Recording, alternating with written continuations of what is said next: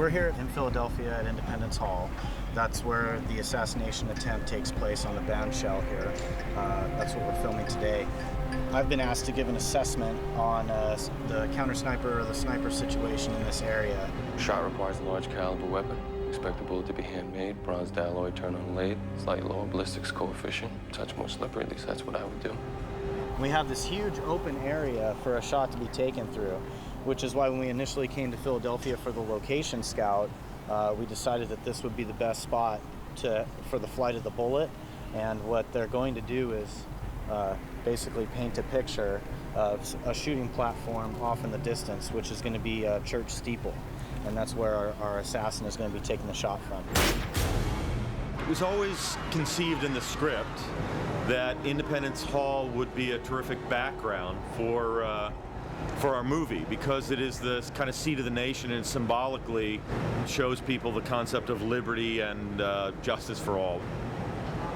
Once we decided that Philadelphia would make a perfect backdrop, we had to come here and talk to the Park Service and get their permission. The Park Service here has been terrifically cooperative. Independence Hall is a national treasure, is a national icon, and with Independence Hall being located in Philadelphia, why wouldn't Hollywood use it in their movies? In the year 2006, we had a record year for visitors with the brand new Liberty Bell Center. We had over 2 million visitors come, which was the most to visit Philadelphia since the bicentennial in 1976. And those visitors come from around the world. This is the world-famous Liberty Bell. It was cast here in 1752 and brought over from London and used to hang in the State House behind us, which is now Independence Hall.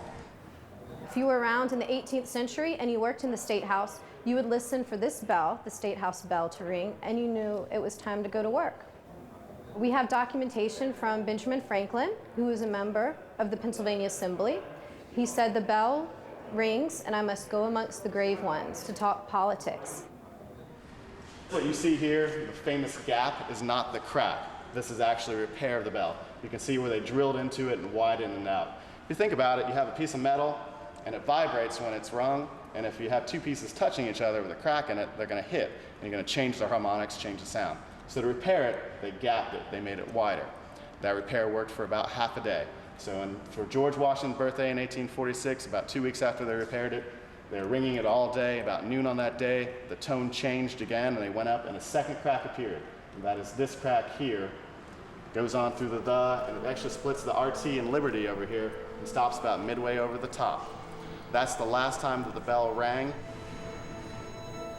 It's an important symbol to many people for liberty and freedom.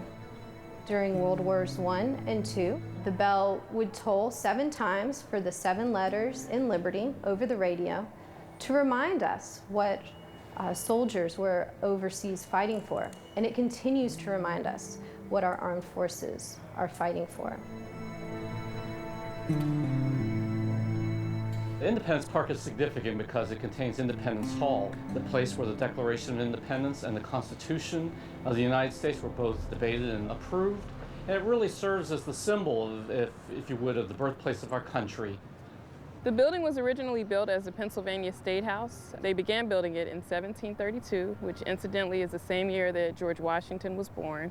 It was built to serve as the state capital. Once upon a time, Philadelphia was the state capital of Pennsylvania.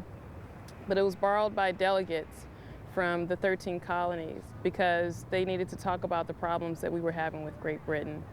The Declaration of Independence was signed and adopted in the Assembly Room. The U.S. Constitution was signed and adopted in September of 1787 in the Assembly Room. And of course, that's the document we know today that governs us.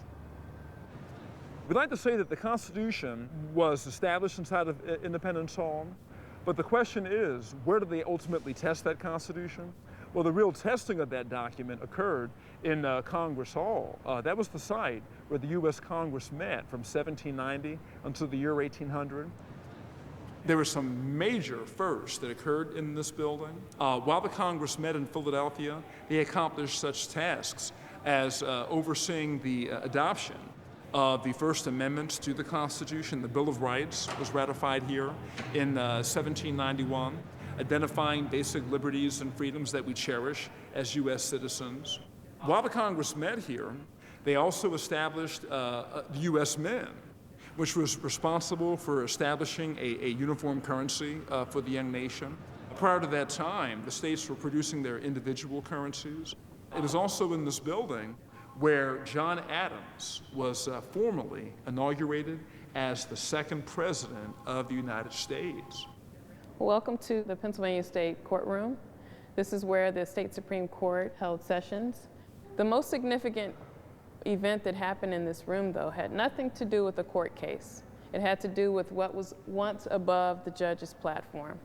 Obviously, this was an English courtroom once upon a time. We were under English rule. But on July 8th of 1776, the Declaration of Independence was read aloud to the public for the very first time out back of Independence Hall. The crowd was so excited that once they heard this Declaration of Independence, they stormed into this building, came into the courtroom, and tore down that King's coat of arms.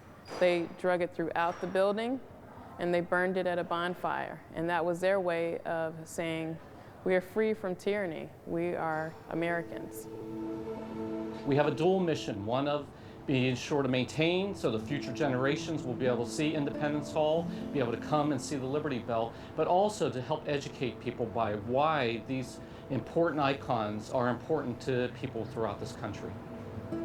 The thing about Philadelphia and bringing so many productions here is we're rich in history, which is a great story to share.